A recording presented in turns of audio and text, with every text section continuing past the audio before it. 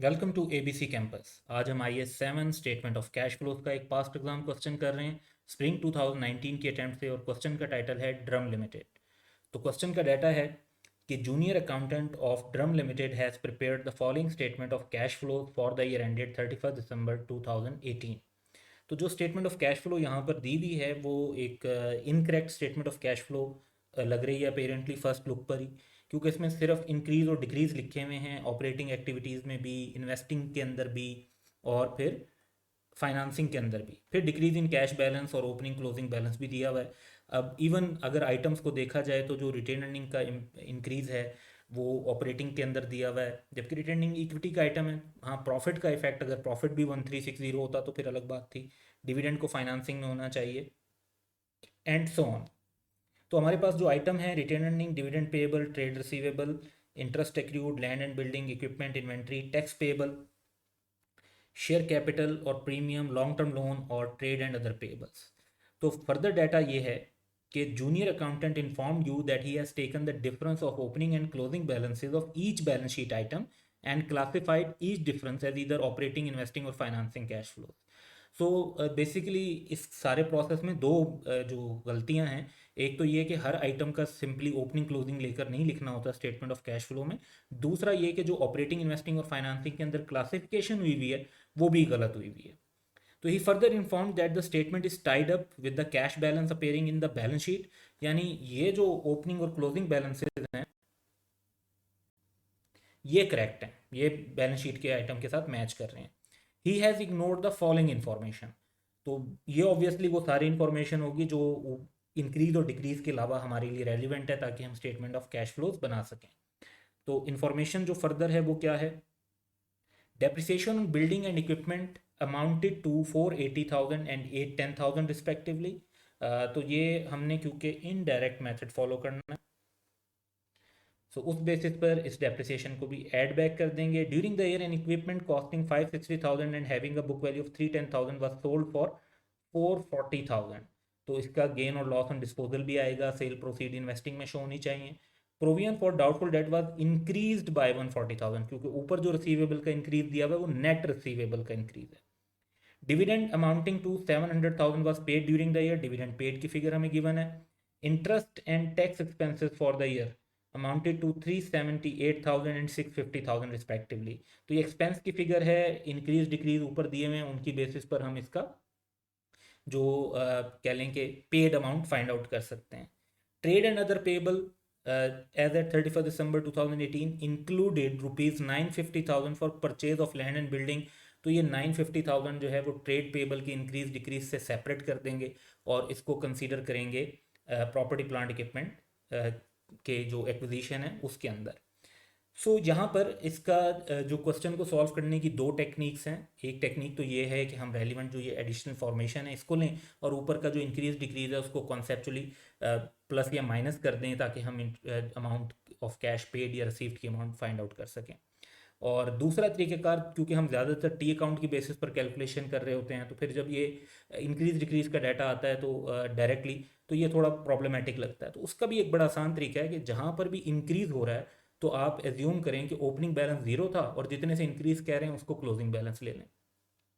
इसी तरह जहाँ पर डिक्रीज हो रहा है तो जितने से डिक्रीज हो रहा है उतने का ओपनिंग बैलेंस ले लें और क्लोजिंग बैलेंस को जीरो ले लें, यानी एक एंड को जीरो ले लें तो जो इंक्रीज डिक्रीज है वो आपके टी अकाउंट के लिए ओपनिंग और क्लोजिंग बैलेंस आपका अवेलेबल हो जाएगा। सो इसी अप्रोच को फॉलो करते हुए हम इस क्वेश्चन को सॉल्व करेंगे।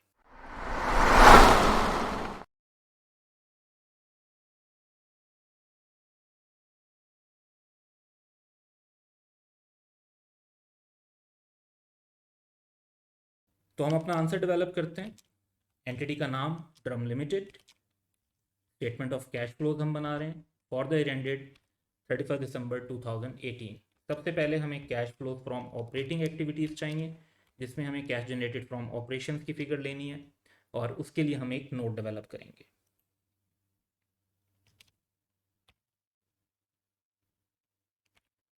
तो इनडायरेक्ट मेथड के हिसाब से हमने कैलकुलेशन करनी है। हमारे पास जो हमें स्टार्टिंग फिगर चाहिए वो है प्रॉफिट बिफोर टैक्स की। अब प्रॉफिट बिफोर टैक्स की इस क्वेश्चन में डायरेक्ट तो कोई फिगर नहीं दी हुई, हमें जो रेलिवेंट डाटा दिया हुआ है उसको देखते हैं।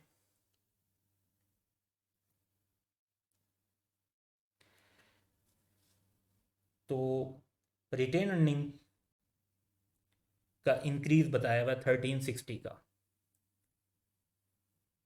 और डिविडेंड भी क्योंकि फिर रिटेन अर्निंग से जा रहे होते हैं तो डिविडेंड पेएबल का इंक्रीज भी ले लेते हैं 200 का। तो इन दो इन्फॉर्मेशन को इनकॉर्पोरेट करते हैं। रिटेन अर्निंग का टी अकाउंट बनाएंगे, क्योंकि इंक्रीज दिया हुआ है तो हम ओपनिंग बैलेंस जो है वो ज़ीरो ले लेते हैं और क्लोजिंग बैलेंस लिख देंगे 1360। और इसी तरीके से डिविडेंड पेएबल का अकाउंट बना लेते हैं, और इसके अंदर भी इंक्रीज दिया हुआ है तो ओपनिंग बैलेंस को ज़ीरो ले लेते हैं और क्लोजिंग बैलेंस को 200।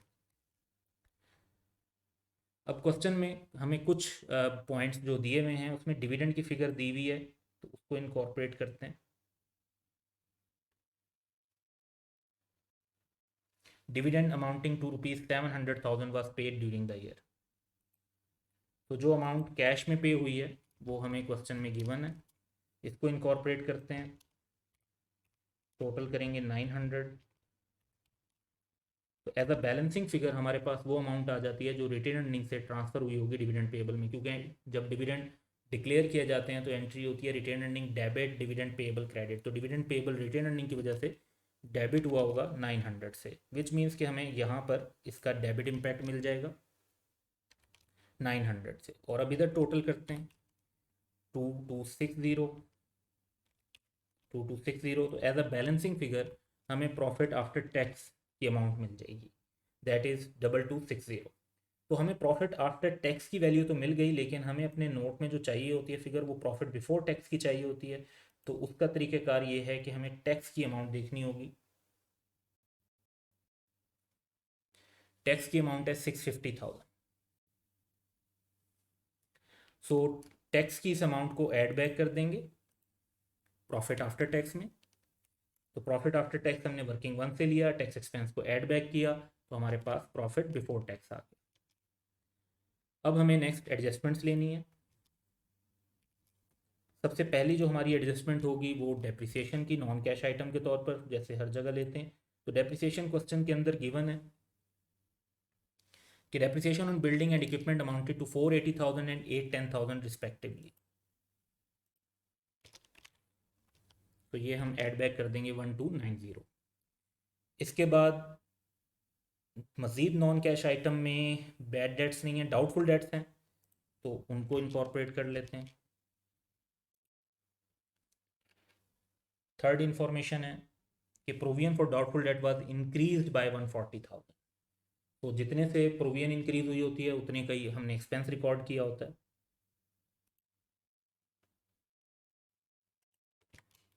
तो इसको ऐड बैक कर देंगे एक्सपेंस को। मज़ीद कोई नॉन कैश आइटम अपेरेंटली नहीं है। डिस्पोजल का एक जिक्र है, उसको देख लेते हैं कि उस पर गेन है या लॉस है। During the year, an equipment costing 560,000 and having a book value of 310,000 was sold for 440,000। तो बुक वैल्यू को फोकस करेंगे गेन और लॉस कैलकुलेट करने के लिए। 310,000 का जो बुक वैल्यू है, सेल 440 का किया है तो ज़्यादा पर सेल किया है तो गेन ऑन डिस्पोजल है। तो गेन क्योंकि इनकम है तो ये लेस बैक हो जाएगी 130 से। फर्दर कोई और आइटम एडजस्ट करने वाला नहीं है, लेकिन इंटरेस्ट एक आइटम बच जाता है 378,000 का। तो इंटरेस्ट एक्सपेंस ऐड बैक करेंगे for the purpose of separate disclosure 378। अब हमें वर्किंग कैपिटल की चेंजेस लेनी है, उसमें हम इन्वेंट्रीज, रिसीवेबल और पेबल्स वगैरह को देखेंगे, यानी current asset and current liabilities को। इंक्रीज इन इन्वेंट्री हमें गिवन है 400।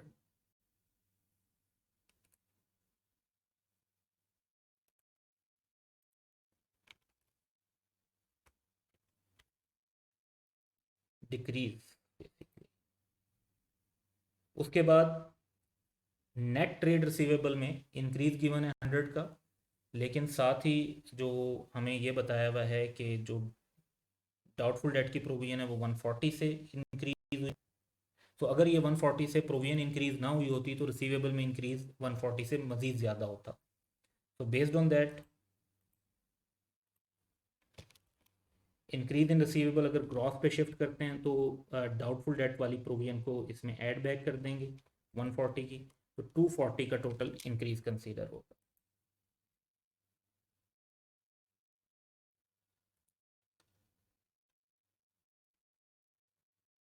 फिर ट्रेड एंड अदर पेएबल्स हैं,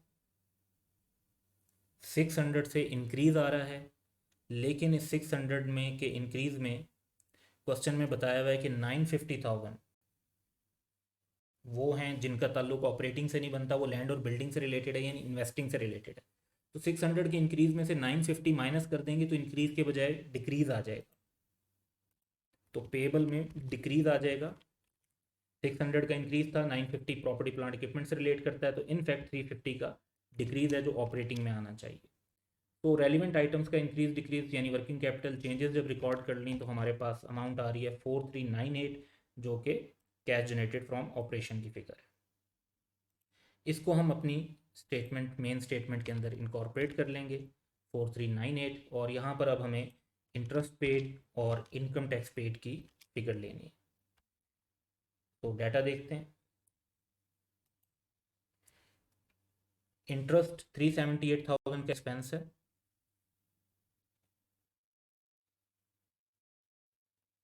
और इंक्रीज हुआ है एक्रूवल में 50 का, यानी ओपनिंग एक्रूवल 0 कंसीडर कर लें, क्लोजिंग 50 कंसीडर कर लें।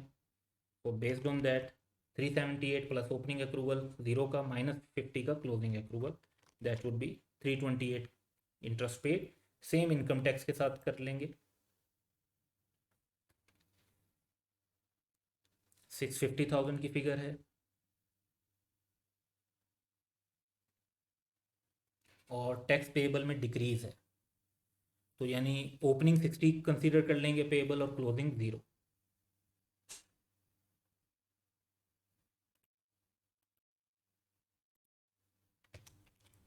तो expense plus opening accrual minus closing accrual, amount आ गई 710,3360 का हमारे पास कैश फ्रॉम ऑपरेटिंग एक्टिविटीज़ आ गई।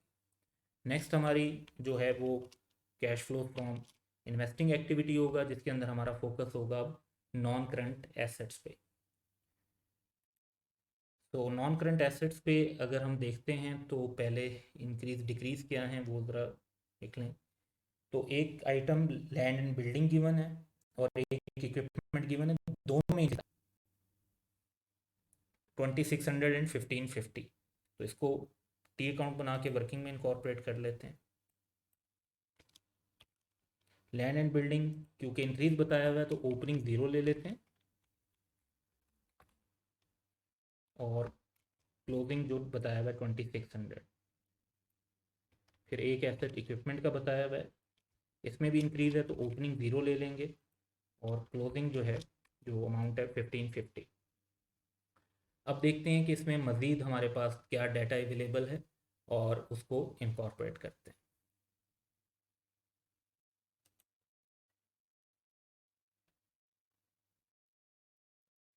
तो सबसे पहले तो डेप्रिसिएशन दी हुई है बिल्डिंग और इक्विपमेंट पे, बिल्डिंग की 480 और इक्विपमेंट की 810।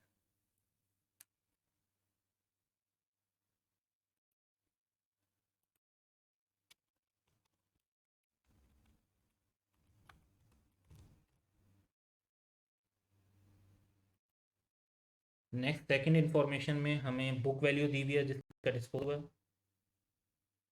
310,000, तो ये इक्विपमेंट का डिस्पोजल हुआ है, इक्विपमेंट के अकाउंट में डिस्पोजल रिकॉर्ड कर देंगे 310,000।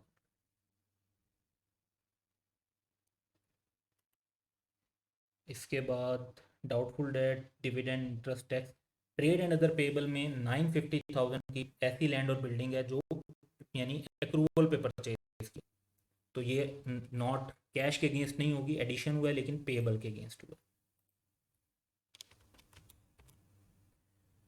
तो ये डाटा इनकॉर्पोरेट करने के बाद अब हम टोटल्स कर लेते हैं। तो लैंड और बिल्डिंग का टोटल करते हैं 3080, दूसरी साइड पर भी सेम मेंशन करेंगे। तो एज अ बैलेंसिंग फिगर हमारे पास वो एडिशंस आ जाएंगे जो कैश में किए गए हैं। इसी तरह इक्विपमेंट का टोटल करते हैं 2670, तो हमारे पास कैश एडिशंस आ जाएंगे 2670। तो हमारे पास परचेज में जो कैश के फ्लोज हैं नॉन करंट एसेट्स के, वो हमारे पास आइडेंटिफाई हो गए। तो इनको नोट कर लेते हैं अपनी कैश फ्लो स्टेटमेंट के अंदर। पहले लैंड एंड बिल्डिंग की परचेज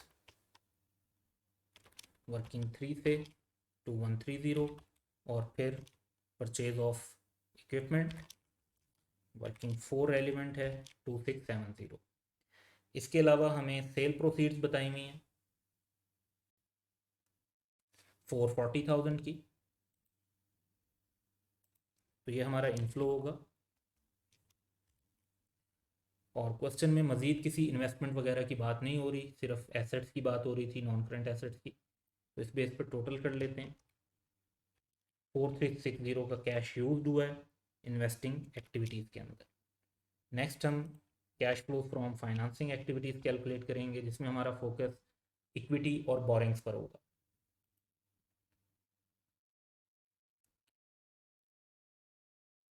तो सारे आइटम हम टिक करते आ रहे हैं। तो शेयर कैपिटल और प्रीमियम में हमें नज़र आ रहा है 2350 का इंक्रीज है।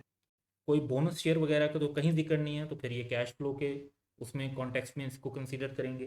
तो 2350 का इनफ्लो रिकॉर्ड कर लेते हैं। This one item was correct in the statement of cash flow given in the question.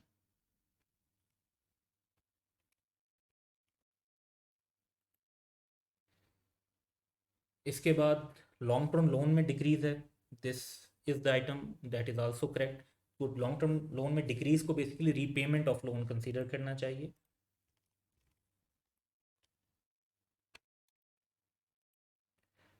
और नाउ यू कैन सी कि क्वेश्चन की जो इनिशियल इंफॉर्मेशन थी वो हम सारी इंकॉर्पोरेट कर चुके हैं। Dividend is relevant.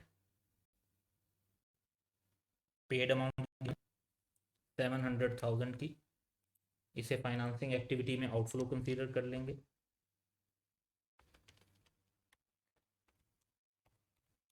650 का total, that is net cash from financing activity. तो ऑपरेटिंग, इन्वेस्टिंग और फाइनेंसिंग का नेट करते हैं 350, that is net decrease in cash and cash equivalent. इसके अंदर हमने cash and cash equivalent at beginning को ऐड करना है। जो क्वेश्चन में बताया हुआ था कि डाटा करेक्ट है 450, तो हमारा आंसर 100 आना चाहिए।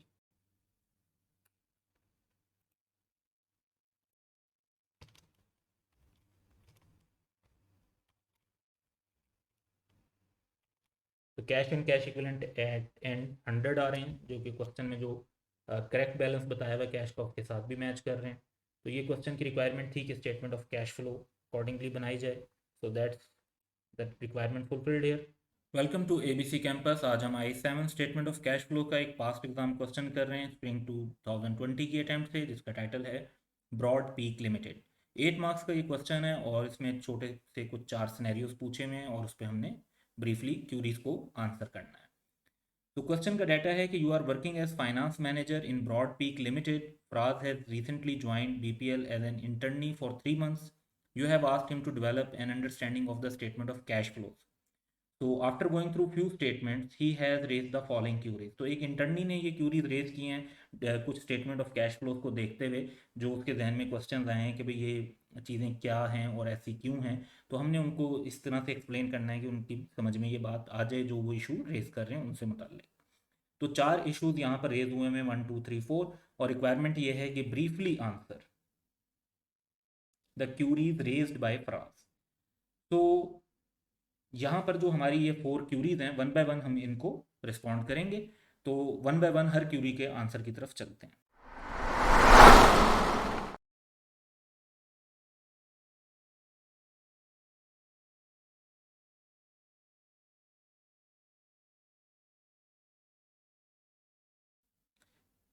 सो फर्स्ट क्यूरी ये है कि depreciation is not a cash flow. ये बड़ी सही ऑब्जर्वेशन है कि ये नॉन कैश ट्रांजेक्शन है, but was still appearing as an addition in the statement of cash flow. अब इनिशियली फॉर द स्टूडेंट्स भी ये थोड़ा सा कंफ्यूजिंग होता है कि डेप्रिसिएशन जब एक नॉन कैश आइटम है तो इसको हम स्टेटमेंट ऑफ कैश फ्लो में क्यों प्रेजेंट कर रहे हैं। सो इसकी जो लॉजिक है वो बेसिकली ये है कि हम प्रॉफिट जब कैलकुलेट करते हैं तो उसमें डेप्रिसिएशन एक्सपेंस डिडक्ट करते हैं तो हमारे पास नेट प्रॉफिट की फिगर आती है। अब हमने स्टेटमेंट ऑफ कैश फ्लो अक्सर हम प्रॉफिट की फिगर से स्टार्ट करते हैं, प्रॉफिट के साथ को रिकंसाइल करते हैं टुवर्ड्स कैश। तो नेट प्रॉफिट को अगर आप कैश फ्लो में कन्वर्ट करना चाहते हैं तो जो depreciation non cash item deduct हुआ था उसका इफेक्ट रिवर्स करना पड़ेगा। तो रिवर्स करने के लिए हम उसे ऐड बैक कर देते हैं। तो एक्चुअली हम डेप्रिसिएशन को स्टेटमेंट ऑफ कैश फ्लो के अंदर रिकॉर्ड या इनकॉर्पोरेट नहीं कर रहे होते, बल्कि उसे रिवर्स कर रहे होते हैं।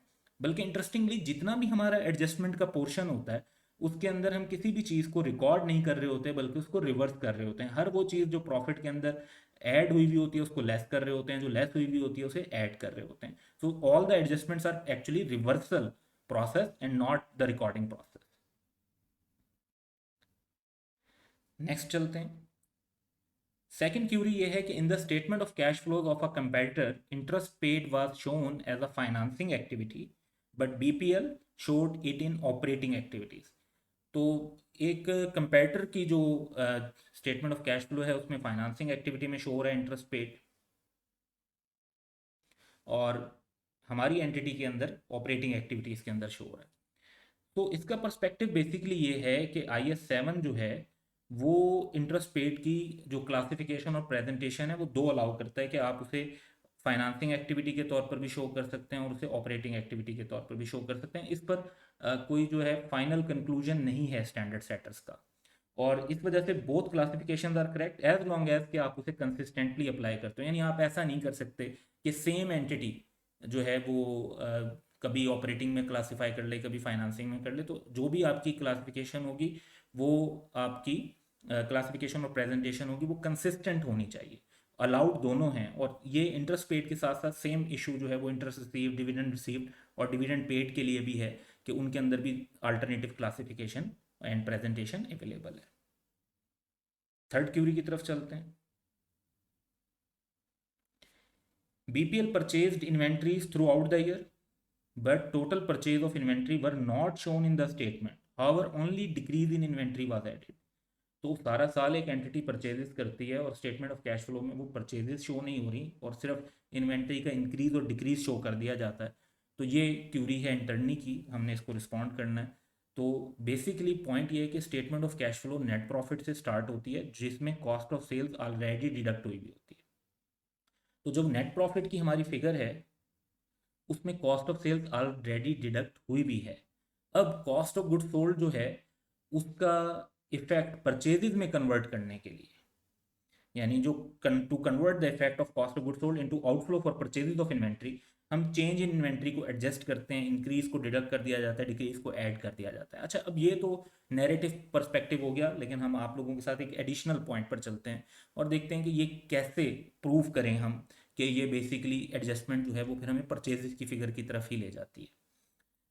तो लेट्स से कि एक एंटिटी है जिसका ओपनिंग स्टॉक 100 का है, परचेजेस 900 की हैं और क्लोजिंग स्टॉक 80 का है। एज्यूम करते हैं कि सारी कैश परचेजेस हैं, तो कॉस्ट ऑफ सेल्स 920 की है। अब प्रॉफिट के अंदर जो कॉस्ट ऑफ सेल्स का इम्पैक्ट है वो ये होगा कि प्रॉफिट 920 से कम हुआ होगा कॉस्ट ऑफ सेल्स की वजह से। जब आप इन्वेंट्री का डिक्रीज, जिस तरह यहाँ पे लिखा हुआ है कि इन्वेंट्री का डिक्रीज ऐड किया जाता है, तो इन्वेंट्री का डिक्रीज अगर इसमें ऐड कर दें तो कैश फ्लो के ऊपर जो इफेक्ट होगा वो 900 होगा, which is same as purchase. So assuming that कि सारी परचेजेस जो हैं वो ऑन कैश हैं, तो देखें इस एडजस्टमेंट से वही कुछ शो हो जाता है। और इंटरेस्टिंगली बात यह है कि अगर कुछ परचेजेस कैश के बजाय क्रेडिट पर हों तो जब हम पेबल का इंक्रीज और डिक्रीज इनकॉर्पोरेट करते हैं तो वो क्रेडिट परचेजेस का इम्पैक्ट भी ऑटोमेटिकली कवर हो जाता है। तो ये जो सारे इंक्रीज और डिक्रीज होते हैं ये वो एक्रूवल प्रीपेमेंट्स के इफेक्ट को एडजस्ट करने के लिए ही होते हैं। नेक्स्ट क्यूरी की तरफ चलते हैं। क्यूरी 4 है कि cash and bank balance in the statement of financial position was not in agreement with the opening and closing balances at the end of statement of cash flows. अच्छा, अब इसमें जो यानी cash and bank balance statement of financial position में show हो रहा है और जो amount statement of cash flow में शो हो रही है वो मैच नहीं कर रही। इसकी बहुत सारी रीजन हो सकते हैं, ये मैच भी कर जाती है और समटाइम मैच नहीं कर रही होती, तो उसकी कुछ रीजन है। रीजंस क्या है कि स्टेटमेंट ऑफ फाइनेंशियल पोजीशन में जो कैश एंड बैंक बैलेंस हम प्रेजेंट करते हैं वो आपका कैश एंड बैंक बैलेंस है जस्ट। जबकि स्टेटमेंट ऑफ कैश फ्लो जो है वो कैश एंड कैश इक्विवेलेंट की बात करती है। सो कैश के साथ कैश इक्विवेलेंट भी ऐड हो गए, जो कि डिफर कर सकते हैं कैश एंड कैश बैलेंस के साथ। अब क्यों डिफर कर सकते हैं? क्योंकि बाद औक़ात कोई बैंक ओवरड्राफ्ट होता है, कोई short term investment, highly liquid investment होती हैं जो कैश इक्विवेलेंट है, तो इस वजह से डिफरेंस आ सकता है। तो कैश एंड बैंक बैलेंस जो है वो एक स्टेप है। जब हम कैश एंड कैश इक्विवेलेंट की बात करते हैं तो उसमें बैंक ओवरड्राफ्ट भी एडजस्ट हो रहा होता है, उसमें ऐसी शॉर्ट टर्म इन्वेस्टमेंट जो कैश इक्विवेलेंट की डेफिनेशन को मीट करती हैं वो भी इंक्लूडेड होती हैं, और इस वजह से समटाइम्स ये फिगर जो है वो डिफर कर रही होती है।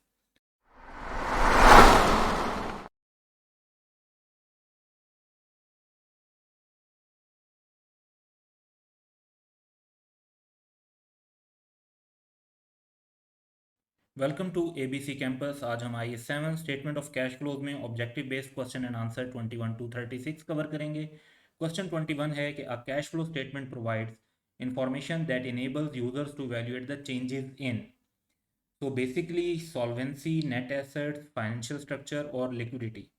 तो बेसिकली फोकस तो लिक्विडिटी पर होता है, तो option D would be correct. Although ये कि अगर आप ये देखते हैं कि एक entity over the long term अगर उसके कैश फ्लो एनालिसिस देखते हैं और उससे अंदाज़ा होता है कि वो अपनी लॉन्ग टर्म में भी डेट्स के लिए कैश जनरेट कर पाएगी, तो वो सॉल्वेंसी भी आप कह सकते हैं, बट इनिशियली जो मेन फोकस होता है वो लिक्विडिटी पर होता है, इसलिए option D would be correct.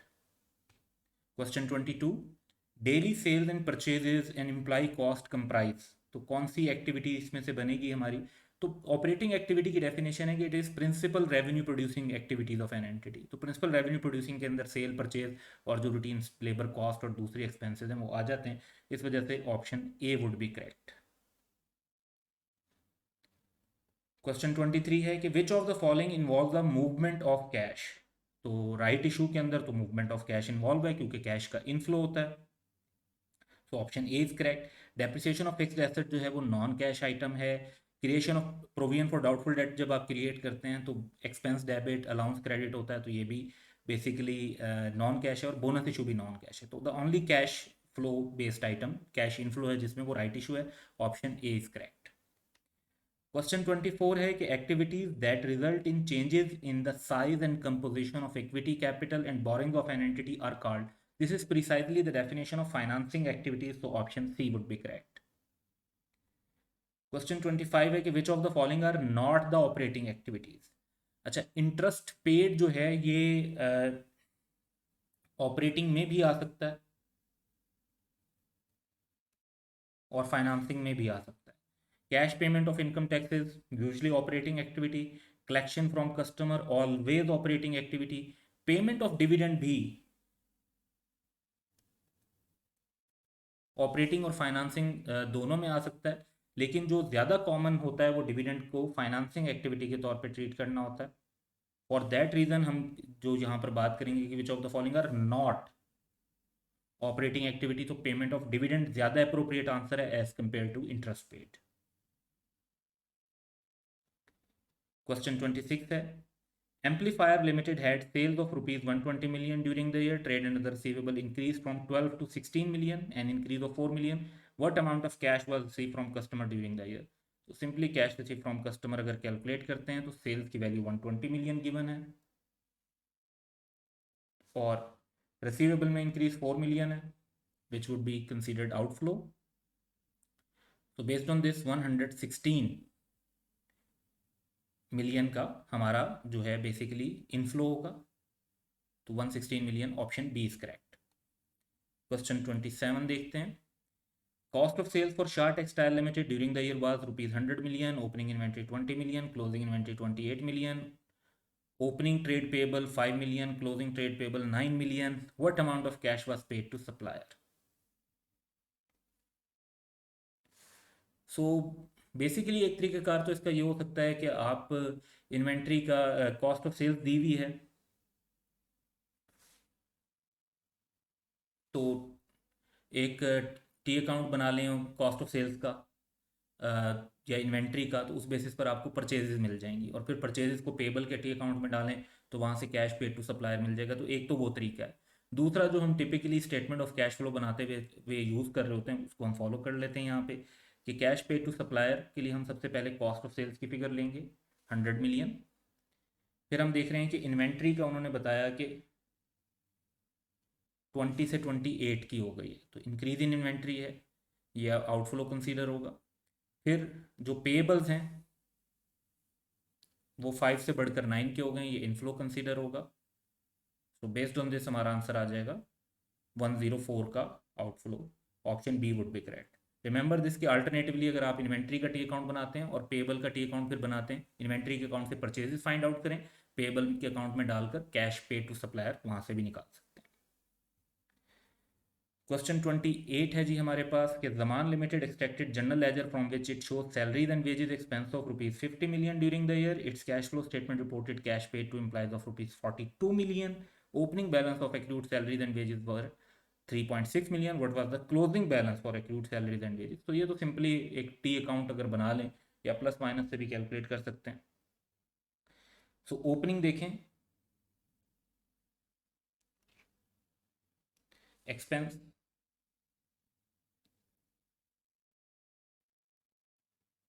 Expense की वजह से आपकी लाइबिलिटी बढ़ जाती है,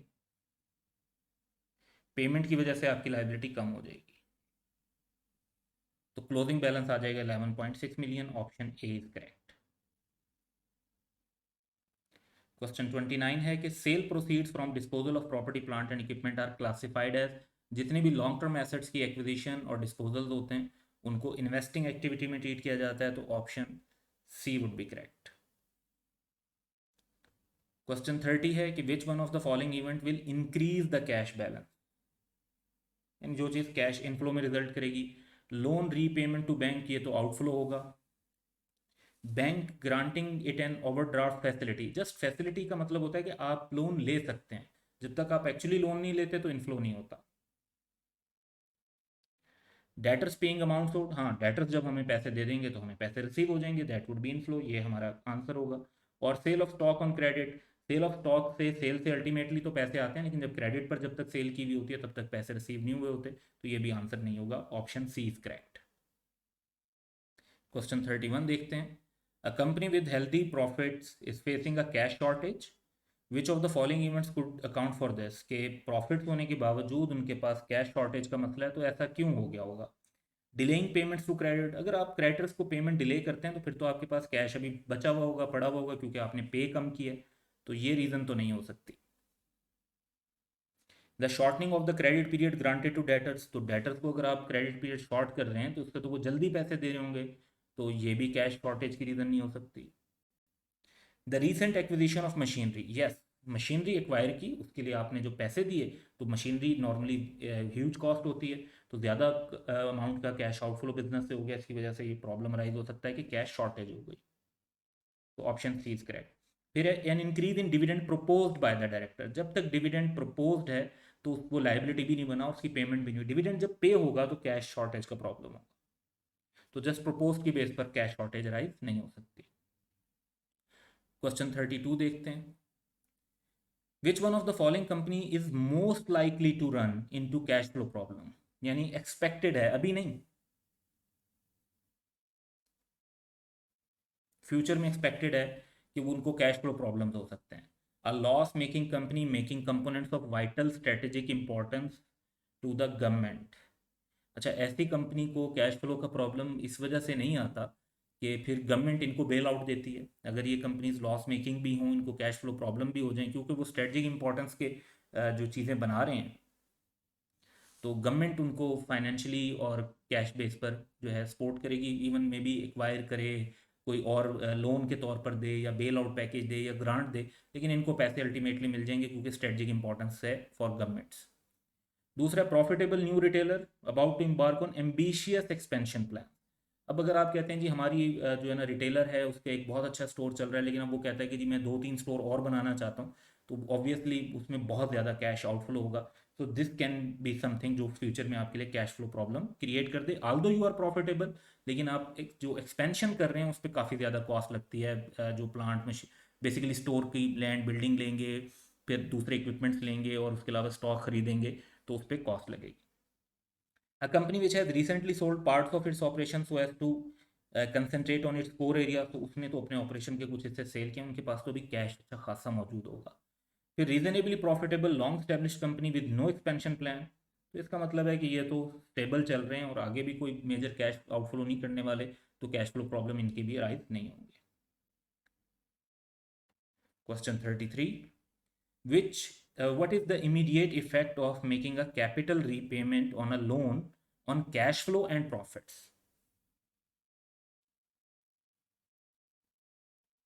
तो जब आप लोन वापस करते हैं तो लोन रीपेमेंट से basically liability debit cash credit, तो कैश फ्लो पे तो फ़र्क है कि कैश फ्लो कैश आपका कम हो जाएगा, प्रॉफिट के ऊपर कोई फ़र्क नहीं है।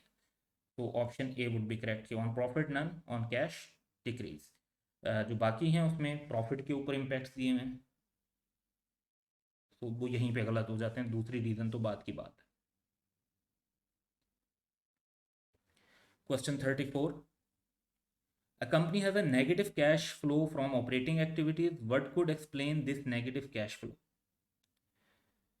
okay, जी ऑपरेटिंग एक्टिविटीज़ में टिपिकली तो इनफ्लो होना चाहिए, अक्सर होता भी है रीजनेबली जो स्टेबल कंपनीज चल रही होती हैं, लेकिन बाद वक़्त अगर नेगेटिव कैश फ्लो है तो क्यों हो सकता है? High level of dividend payment, dividend payments क्योंकि मोस्टली तो फाइनेंसिंग एक्टिविटी में आती हैं, तो इससे ऑपरेटिंग एक्टिविटी पे इम्पैक्ट नहीं आएगा। इसी तरह substantial investment in new fixed asset, ये तो इन्वेस्टिंग एक्टिविटी को फोकस करेगा। Sudden increase in credit sales, yes that can be the reason. अब एक आपकी क्रेडिट सेल्स बढ़ जाए तो और कैश सेल्स कम हो जाए तो उसका इम्पैक्ट ये होगा कि आपको ठीक है प्रॉफिट तो हो रहे होंगे, लेकिन आपका जो कैश फ्लो है ऑपरेटिंग का वो काफ़ी कम हो जाएगा क्योंकि आपका सारा पैसा रिसीवेबल्स में फंसा हुआ होगा। तो ये हो सकता है। रीपेमेंट ऑफ लोन भी फाइनेंसिंग एक्टिविटी है जो ऑपरेटिंग से रिलेट करता है, वो ऑप्शन सी का इशू है। क्वेश्चन 35 देखते हैं, विच of the following is not a cash outflow?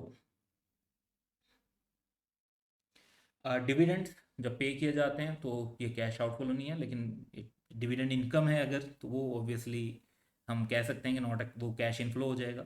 Interest payments जो हैं वो बेसिकली कैश आउटफ्लो हैं, टैक्सेस भी कैश आउटफ्लो हैं। Bad debt is just an accounting adjustment जो कि नॉन कैश आइटम है, तो most appropriate answer is bad debt, option D.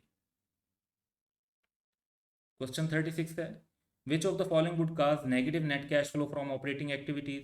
तो ये इसी तरह का एक अभी क्वेश्चन हमने कवर किया है, तो ऑपरेटिंग एक्टिविटीज पर फोकस करना है और नेगेटिव नेट कैश फ्लो पे। डिक्रीज इन डेप्रिसिएशन एक्सपेंस, अच्छा जो डेप्रिसिएशन एक्सपेंस है वो तो नॉन कैश आइटम है, उससे आपके ऑपरेटिंग कैश फ्लो कम ज़्यादा नहीं होते। एडजस्टमेंट बेशक उसकी हो रही होती है लेकिन वो प्रॉफिट में हो रही होती है, प्रॉफिट में जितनी कम डेप्रिसिएशन डाली होगी फिर उतनी कम ही एडजस्ट हो रही होगी, जितनी ज़्यादा डाली होगी उतनी ज़्यादा ही एडजस्ट हो रही होगी, तो इससे ऑपरेटिंग एक्टिविटीज़ के कैश फ्लो पर अल्टीमेटली फ़र्क नहीं पड़ता। अच्छा इसी तरह substantial investment in fixed asset, ये इन्वेस्टिंग एक्टिविटी है, तो ये भी ऑपरेटिंग से तो लिंक नहीं है। Significant increase in credit sales, ये ऑपरेटिंग एक्टिविटीज़ को अफेक्ट करता है, और क्रेडिट सेल्स बढ़ने से क्या होता है कि लाइक हम कहते हैं कैश सेल्स कम हो गई, क्रेडिट सेल्स ज़्यादा बढ़ गई, तो हमारे जो पैसे हैं वो रिसीवेबल के पास फिर फंसे हुए होते हैं, तो हमें फॉर द टाइम बीइंग हमारे जो कैश फ्लोज हैं वो रुक जाते हैं इनफ्लो, और उसकी वजह से negative net cash flow operating activity में आ सकता है। तो option C would be correct. D option है repayment of a long term loan, ये फाइनेंसिंग एक्टिविटी से रिलेट करता है, इसका ऑपरेटिंग एक्टिविटी से ताल्लुक नहीं है। So that's all for today. Have a good day.